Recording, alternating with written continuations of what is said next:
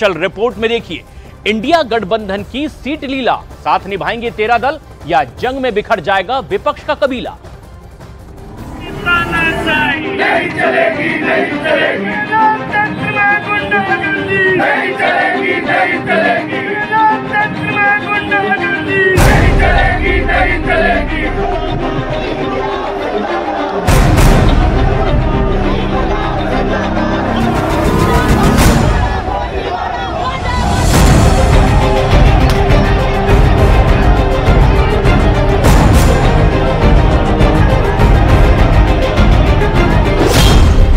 दिल्ली में इंडिया का शक्ति प्रदर्शन।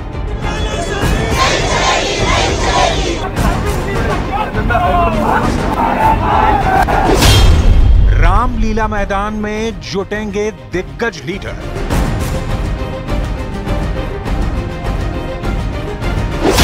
महारैली की शर्त कैसे निभाएगा इंडिया गठबंधन?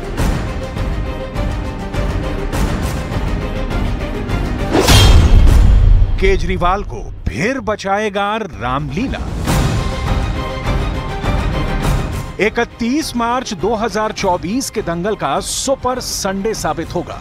विपक्ष के दिग्गज दिल्ली में जुटने लगे हैं। झारखंड से, कश्मीर से, महाराष्ट्र से, बंगाल से, पंजाब से नेता दिल्ली में डेरा डाल रहे हैं, क्योंकि 31 मार्च को रामलीला मैदान में मोदी के खिलाफ इंडिया गठबंधन मोर्चा खोलने जा रहा है। मोदी लहर के खिलाफ इंडिया गठबंधन के 13 दल कमर कस चुके हैं। नरेंद्र मोदी को टक्कर देने के लिए विपक्षी गठबंधन दिल्ली में जुटने जा रहा है। दिल्ली के उसी रामलीला ग्राउंड में विपक्ष की महारैली होनी है। वो रामलीला मैदान जिससे एक बड़ा आंदोलन शुरू हुआ, आंदोलन के बाद आम आदमी पार्टी उससे निकली और अब उसी मैदान में उस आंदोलन की एक तरीके से लीड करने वाले अरविंद केजरीवाल जब दिल्ली के मुख्यमंत्री बने तो फिलहाल वो ईडी की गिरफ्त में है, कस्टडी में है। और ऐसे में अब इसी रामलीला मैदान में एक बड़ी महारैली आम आदमी पार्टी के साथ साथ जो महागठबंधन की तमाम पार्टियां हैं, इंडिया गठबंधन जिसको हम कहते हैं, वो एक बड़ी महारैली यहाँ पर 31 मार्च यानी कल रविवार को यहाँ पर होने जा रही है। और इसको लेकर बाकायदा स्लोगन ये दिया गया है कि तानाशाही हटाओ, देश बचाओ। और एक तरीके से इस रैली में ये कहा जा रहा है कि 20,000 से ज्यादा लोग यहाँ पर शामिल होंगे। आप तैयारियों पर अगर देखेंगे तो कुर्सी लग चुकी है, पंडाल यहाँ पर लग चुका है, स्टेज बनाने का काम पीछे चलता हुआ मुझे दिखाई दे रहा है। तो एक तरीके से करीब 20,000 से ज्यादा लोगों को यहाँ पर इकट्ठा करने की कवायद इंडिया गठबंधन की रहेगी। और इस रैली में कल राहुल गांधी, मल्लिकार्जुन खड़गे कांग्रेस के अध्यक्ष हैं, इसके अलावा पूर्व कांग्रेस अध्यक्ष सोनिया गांधी यहाँ पर आएंगी। इसके अलावा शरद पवार बड़े नेताओं में यहाँ पर मौजूद रहेंगे।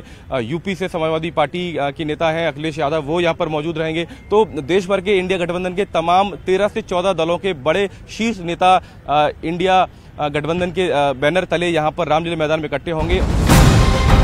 जो मैदान इस देश की राजनीति के ऐतिहासिक पलों का गवाह रहा, उस रामलीला मैदान को विपक्ष ने मोदी के खिलाफ चुनौती देने के लिए क्यों चुना है, इसे बताएं। इससे पहले जान लीजिए कि विपक्ष को पहले इस महारैली के आयोजन में बड़ी अड़चन आ रही थी, लेकिन अब दिल्ली पुलिस और चुनाव आयोग की तरफ से इजाजत मिल चुकी है, मगर कुछ शर्तों के साथ। दिल्ली पुलिस ने इंडिया गठबंधन की महारैली को लेकर एक एनओसी जारी की है, जिसके अनुसार इस रैली में 20,000 लोगों को जुटाने की ही अनुमति है। रामलीला मैदान में होने जा रही ये रैली 31 मार्च की सुबह 9:30 बजे शुरू होगी और दोपहर 2 बजे तक चलेगी। इस रैली के लिए आम आदमी पार्टी युद्ध स्तर पर काम कर रही है। आम आदमी पार्टी के नेता घर घर जाकर दिल्ली के लोगों को इस रैली में आने के लिए न्योता दे रहे हैं। विपक्ष का दावा है कि लाखों लोग रामलीला मैदान में हुंकार भरेंगे, जबकि रैली की शर्तें तय हैं। रामलीला मैदान में महारैली के जरिए इंडिया गठबंधन की कोशिश लोकसभा चुनाव प्रचार में अपनी मौजूदगी दर्ज कराने की है। साथ ही एक कोशिश ये भी है कि बीजेपी को एक संदेश दिया जाए कि आने वाले लोकसभा चुनाव में सभी विपक्षी दलों को एक बैनर तले लाकर कड़ी टक्कर दी जाएगी, जिसके लिए 31 मार्च को दिल्ली के रामलीला मैदान में होने जा रही रैली में इंडिया गठबंधन के कई दिग्गज नेता शामिल होने वाले हैं। सूत्रों की माने तो रामलीला मैदान की महारैली में उद्धव ठाकरे, शरद पवार, अखिलेश यादव, तेजस्वी यादव, चंपई सोरेन, भगवंत मान, Derek O'Brien, DMK, Farooq Abdullah, Mehbooba Mufti, Sitaram Yechury, D राजा, दीपांकर और जी देवराजन शामिल होंगे। महारैली के लिए एक नारा भी रखा गया है, जो तानाशाही हटाओ लोकतंत्र बचाओ है। वहीं दिल्ली में जुट रहे नेताओं में उमर अब्दुल्ला का मूड उखड़ा हुआ दिखा। अब्दुल्ला कहां से चुनावी दंगल में उतर रहे हैं, इसका जवाब उन्होंने क्या दिया, सुनिए। इंडिया अलायंस के तरफ से कल दिल्ली में रामलीला मैदान में एक प्रोग्राम किया जा रहा है और नेशनल कॉन्फ्रेंस की तरफ से हमारे सदर जनाब फारूक अब्दुल्ला साहब वो शिरकत करेंगे उसमें। रामलीला मैदान की महारैली का ऐलान दिल्ली कांग्रेस ने किया था और इसको सफल बनाने की कमान पार्टी महासचिव केसी वेणुगोपाल को सौंपी गई। रैली को सफल बनाने के लिए पार्टी ने हरियाणा के नेताओं के साथ बैठक कर तैयारियों का जायजा लिया है। इंडिया गठबंधन की रैली में कांग्रेस अध्यक्ष मल्लिकार्जुन खड़गे और राहुल गांधी तो शामिल होंगे ही, कांग्रेस की पूर्व अध्यक्ष सोनिया गांधी भी 31 मार्च को होने जा रही रैली में शामिल हो सकती हैं। कांग्रेस के संगठन महासचिव और राज्यसभा सांसद केसी वेणुगोपाल इस रैली को सफल बनाने में पूरी शिद्दत के साथ जुटे हुए हैं। उधर मेगा रैली के जरिए आम आदमी पार्टी अरविंद केजरीवाल के लिए हवा बनाने की पूरी जतन कर रही है। आप सूत्रों के मुताबिक महारैली में अरविंद केजरीवाल की पत्नी सुनीता केजरीवाल भी शामिल होंगी। रैली में सुनीता केजरीवाल पति के संदेश को पढ़ेंगी। रैली से पहले ही सुनीता केजरीवाल ने एक अभियान छेड़ दिया है। सुनीता केजरीवाल नियमित तौर पर ईडी की हिरासत में अरविंद केजरीवाल से मुलाकात कर रही हैं और साथ ही उनका संदेश जनता तक भी वीडियो के जरिए पहुंचा रही हैं। केजरीवाल की गिरफ्तारी के बाद से उन्होंने अब तक 3 वीडियो जारी किए हैं, जिनमें सुनीता ने जनता से सीएम केजरीवाल के लिए प्रार्थना करने की अपील की है। इसके साथ केजरीवाल की पत्नी सुनीता केजरीवाल ने व्हाट्सएप नंबर 8297324624 जारी कर अभियान शुरू किया है। इस अभियान का नाम है केजरीवाल को आशीर्वाद, जिसमें दिए गए नंबर पर आशीर्वाद, दुआएं और प्रार्थनाएं भेजने की अपील की गई है। सुनीता केजरीवाल ने ये भी बताया है कि आप समर्थक केजरीवाल के लिए व्रत रख रहे हैं। दिल्ली सरकार में मंत्री गोपाल राय ने महारैली से पहले मोदी सरकार पर जमकर निशाना साधा है। इस तानाशाही के खिलाफ, लोकतंत्र की जो हत्या हो रही है पूरे देश के अंदर, एजेंसियों का जो दुरुपयोग हो रहा है, उसके खिलाफ कल 10 बजे यहां रामलीला मैदान में पूरा इंडिया गठबंधन इकट्ठा हो रहा है। देश भर से जो इंडिया गठबंधन के एलाइज पार्टियां हैं, उनके शीर्ष नेतृत्व रामलीला मैदान में कल आ रहे हैं। कल दिल्ली के लोग उनके साथ मिल करके इस तानाशाही के खिलाफ लोकतंत्र को बचाने के लिए अपनी आवाज बुलंद करेंगे। इस रैली का है तानाशाही हटाओ, लोकतंत्र बचाओ। इसको लेकर के ये रैली की जा रही है। पूरे देश के अंदर जिस तरह से लोकतंत्र की हत्या हो रही है, तानाशाही स्थापित हो रही है, इसलिए इस रैली का जो मेन स्लोगन है तानाशाही हटाओ, लोकतंत्र बचाओ। उधर जनता से आशीर्वाद मांग रहे केजरीवाल को मनोज तिवारी श्राप से बचने की सलाह दे रहे हैं। तो ऐसे व्यक्ति को दिल्ली आशीर्वाद नहीं बल्कि दिल्ली इस समय शाप दे रही है कि अरविंद केजरीवाल जो जैसा किए हैं वैसा भर रहे हैं। कोई भी व्यक्ति दिल्ली का एक आदमी इनके समर्थन में सड़कों पे आने को तैयार नहीं। तो भ्रष्टाचारी व्यक्ति कभी भी अगर उसकी तुलना कोई स्वतंत्रता सेनानी से करे तो स्वतंत्रता सेनानियों का बहुत बड़ा अपमान है।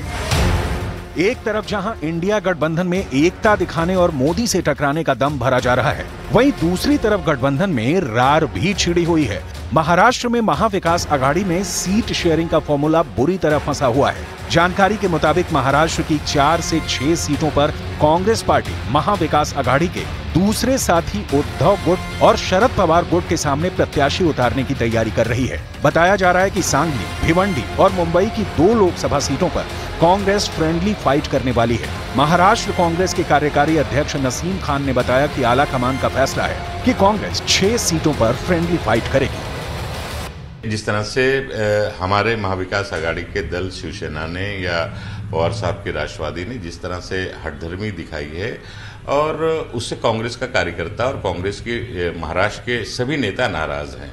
अब हम लोग ये सोच रहे हैं कि जो हमारी परंपरागत सीट है, चाहे वो सांगली हो, भिवंडी हो, उत्तर मध्य मुंबई हो, उत्तर पश्चिम, ऐसी जो 5-6 सीटें हमारी हैं, उन सीटों पर हम लोग क्यों ना फ्रेंडली फाइट करें, दोस्ताना तरीके से चुनाव लड़ें, जैसे कि पंजाब में केजरीवाल जी के साथ हम लोग चुनाव लड़ रहे हैं, दिल्ली में हमारा उनके साथ गठबंधन है, पंजाब में एक सीट पे गठबंधन है, बाकी सीटों पे हम फ्रेंडली फाइट कर रहे हैं। तो हम मुंबई और महाराष्ट्र में भी फ्रेंडली फाइट करने की हमारी तैयारी है और ये सोच और ये फैसला दिल्ली हाईकमान को, आला कमान को बता दिया गया है। इस बीच महाराष्ट्र में कांग्रेस की फ्रेंडली फाइट करने के फैसले पर शिवसेना भड़क गई है। शिवसेना नेता संजय राउत ने कहा है कि अगर कांग्रेस महाराष्ट्र में फ्रेंडली करती है तो उसे उत्तर प्रदेश और बिहार में शिवसेना की फ्रेंडली फाइट का सामना करना पड़ेगा। मग उत्तर प्रदेश, बिहार सीट शेयरिंग के मसले पर विपक्षी गठबंधन में अनबन नई बात नहीं है। इसी अंदरूनी झगड़े की मिसाल देकर बीजेपी इंडिया गठबंधन की चुनौती को सिरे से नकार देती है। दिल्ली की महारैली को भी बीजेपी नेता बहुत तवज्जो देने को तैयार नहीं है। आपने देखा होगा ये लोग वैचारिक रूप से एकमत नहीं है और इसमें इतने अंत विरोध हैं। अभी आपस में कई राज्यों में इनके एडजस्टमेंट सीटों के नहीं हुए हैं। अभी कांग्रेस रायबरेली और अमेठी में किसे लड़ाना है ये नहीं तय कर पा रही है, जो उनकी कहा जाता है कि उनकी परंपरागत सीटें हैं।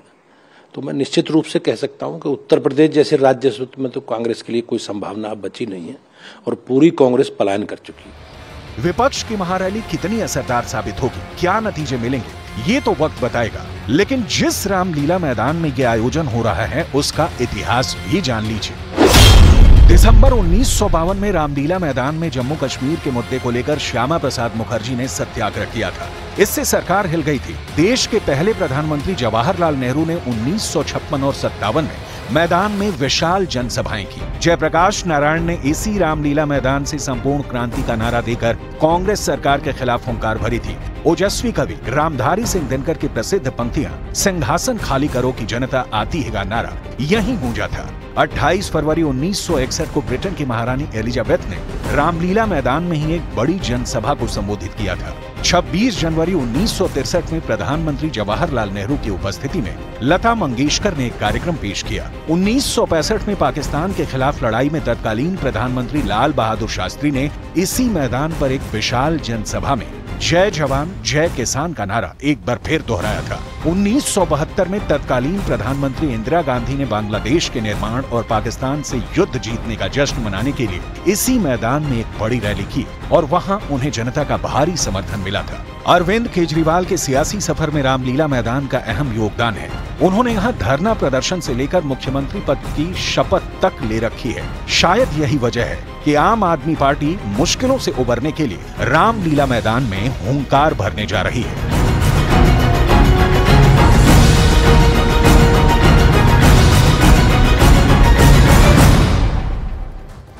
कुछ समय पहले ही कांग्रेस में शामिल हुए पप्पू यादव, जिन्होंने कि बिहार की पूर्णिया सीट से चुनाव लड़ने का ऐलान कर दिया और दावा भी कर दिया कि वो 2 अप्रैल को पूर्णिया से नामांकन